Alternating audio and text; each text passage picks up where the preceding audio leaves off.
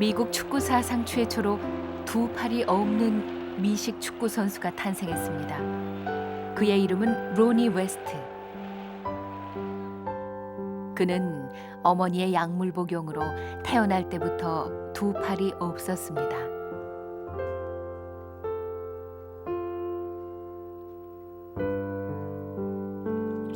그러나 어머니는 그런 그에게 6살이 되자마자 수영을 가르쳤습니다.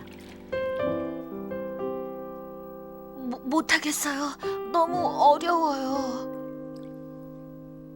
로니, 험한 세상을 네 힘으로 헤쳐가려면 강해져야 한단다.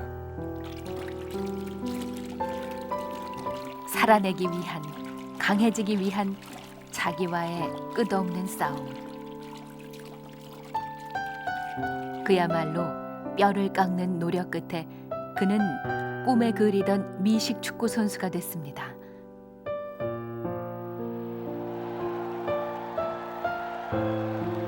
하지만 장애가 있는 그에게 그것은 결코 쉬운 일이 아니었습니다. 그는 키 커였지만 상대의 질주를 막아내려면 치열한 몸싸움도 해야 했습니다. 너,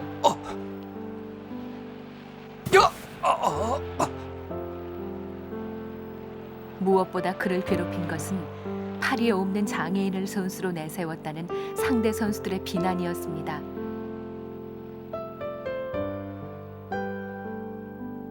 오늘 우리 장애인 미식 축구하러 온 거야?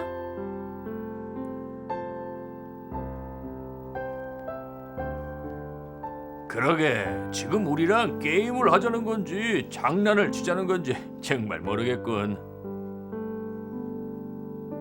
평소 그는 스스로를 만능 스포츠맨이라 자부했지만 상대 선수들의 따가운 눈총과 비난은 두 팔이 없이 생활하는 것보다 견디기 힘든 고통이었습니다.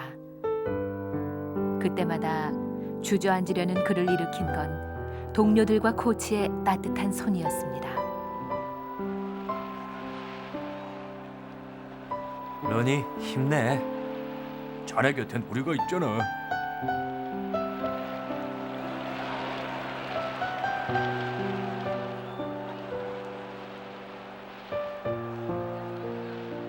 로니, 난 지금껏 훌륭한 왼손잡이는 많이 봤지만 훌륭한 왼발잡이는 자네가 처음이라네.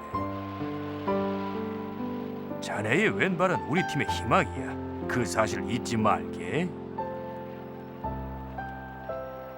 네, 감독님.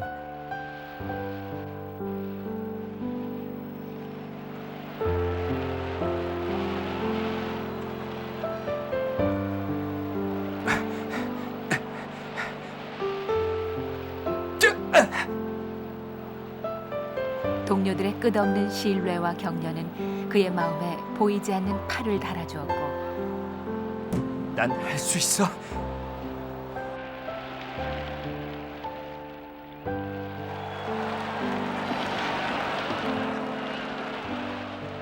그를 누구보다 당당한 선수로 거듭나게 했던 것입니다. 해냈어.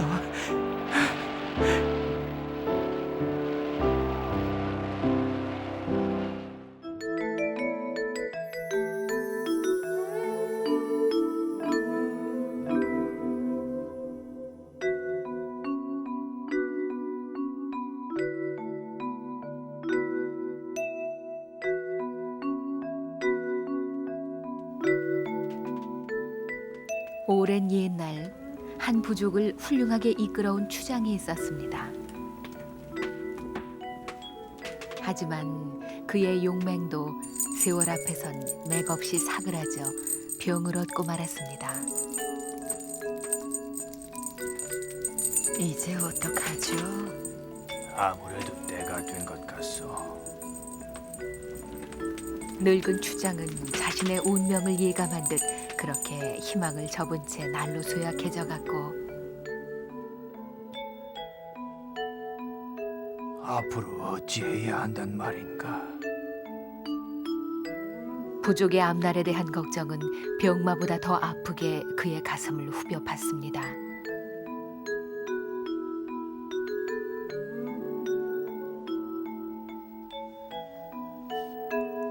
대체 누구한테 부족의 미래를 맡길 것인가?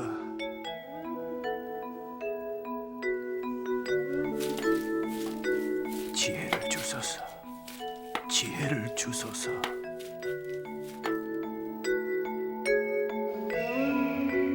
용맹하고 지혜로운 후계자를 정하기 위해 몇 날 며칠 고민에 고민을 거듭하던 추장이 어느 날 아침 세 아들을 불렀습니다. 너희에게 주장으로서 명령하느니 마을에서 가장 높은 산꼭대기에 올라가 우리 부족을 위해 가장 필요한 그 무엇인가를 가져오너라.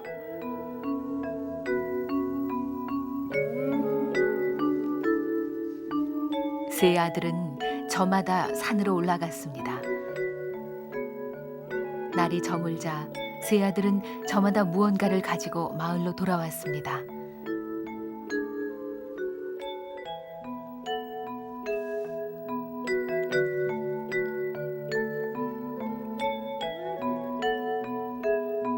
다녀왔습니다.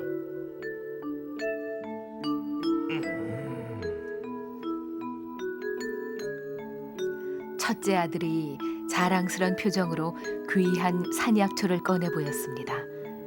늙은 추장은 실망한 듯 고개를 저으며 둘째 아들을 쳐다봤습니다.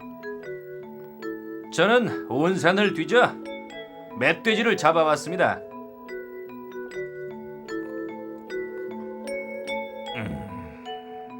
아니야. 그런데 셋째 아들의 손엔 아무것도 들려있지 않았습니다. 넌 왜 빈손으로 왔느냐? 저는 이 두 눈에 모두 담아왔습니다. 대체 무엇을 담아왔단 말이냐? 셋째 아들은 자신이 본 것들을 설명하기 시작했습니다. 산 너머에 드넓은 옥토가 펼쳐져 있었습니다. 그곳에 마을을 세우고 농사를 짓는다면 주민 모두가 지금보다 훨씬 풍요로운 생활을 누릴 수 있을 것입니다. 그래. 네가 바로 진정한 후계자다. 셋째 아들의 말을 다 들은 추장은 한 점 망설임 없이 그를 후계자로 지목했습니다.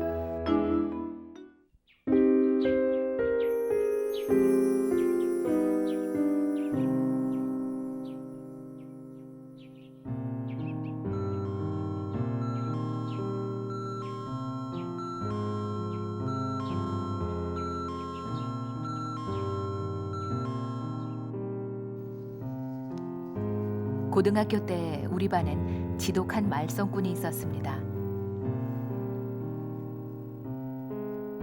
단골 지각생에 결석을 밥 먹듯 하고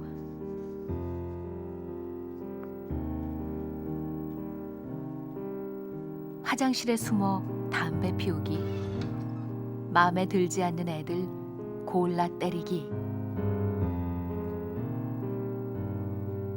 아무튼 못된 짓이란 못된 짓은 도맡아 하던 친구. 어?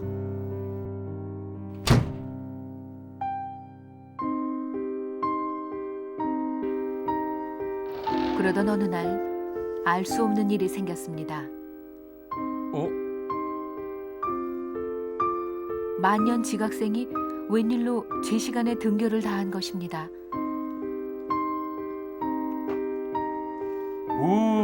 오늘 해가 서쪽에 떴냐? 다른 날 같으면 장난으로라도 주먹이 한 방 날아왔을 법한데 개과천선이라도 한 양 얌전했습니다. 종일 담배를 피우지도 아이들을 때리지도 않았습니다. 내가 너무나 의아해하자 녀석이 더 이상 주먹을 쓰지 않고 지각이나 결석을 하지 않는 이유를 말해줬습니다. 녀석이 큰 말썽을 피우고 학교의 초분을 기다리고 있던 어느 날 무심코 교무실 앞을 지나는데 어머니의 목소리가 들렸다고 했습니다. 아유, 선생님, 이번 한 번만 봐주세요. 그때 녀석이 교무실 창너머로 본 것은 아들의 선처를 호소하기 위해 교감 선생님 앞에서 무릎을 꿇은 채 앉아 있는 어머니의 뒷모습.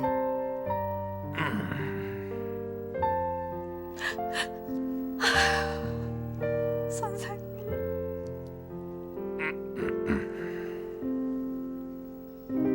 못난 자식을 위해 애원하는 어머니의 모습을 본 순간 가슴 한구석에 고였던 죄스러움이 쓰디쓴 눈물로 역류했다고 말했습니다. 어머니.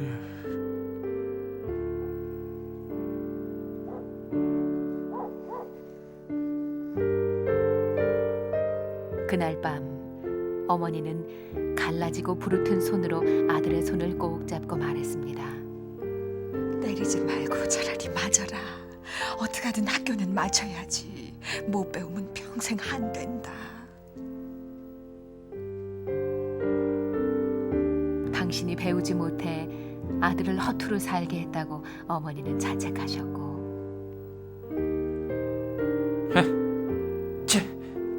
만석아.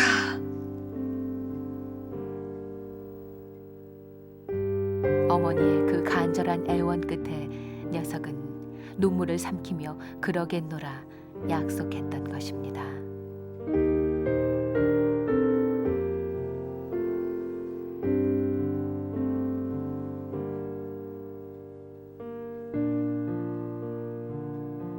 그 후로 녀석은 점심시간을 빼고는 수업시간 내내 책상에 엎드려 조는 한이 있어도 선생님에게 분필 세례를 받으면서도 아이들을 때리거나 지각이나 결석만은 절대로 하지 않았습니다.